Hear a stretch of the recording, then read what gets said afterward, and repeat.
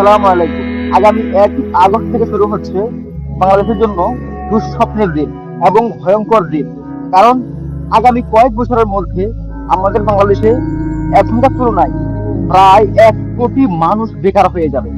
এর কারণটা হচ্ছে, আপনারা জানেন যে ডোনাল্ড ট্রাম্প ক্ষমতায় আসার পর সে প্রত্যেকটি দেশে আগের চাইতেও দ্বিগুণ পরিমাণ ট্যাক্স বসাইছে। কারণ যে যে দেশগুলো আমেরিকাতে মাল রপ্তানি করে তাদের উপর 2 গুণ 3 গুণ করে ট্যাক্স বসাইছে।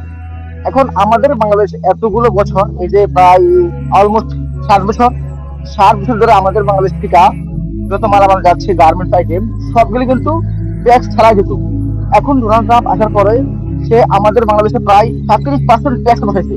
এখন এই 37% ট্যাক্স দিয়ে আমেরিকাতে গার্মেন্টস সামগ্রী, গার্মেন্টস যে মালামাল এগুলো ইম্পোর্ট করার মতো আমাদের দেশে বা আমাদের গভর্নমেন্টের বা আমাদের দেশের ব্যবসায়ীদের এত বিমত নাই বা এত সামর্থ্য নাই।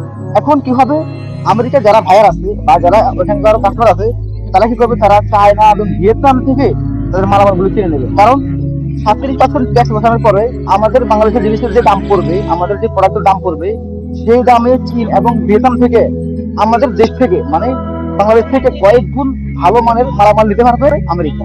এখন মাঝখানে আমাদের বাংলাদেশের যারা গার্মেন্টসে কাজ করতেছে প্রায় 1 কোটি মানুষ, অলমোস্ট পুরো বাংলাদেশ মিলে প্রায় 1 কোটি মানুষ গার্মেন্টসে কাজ করতেছে।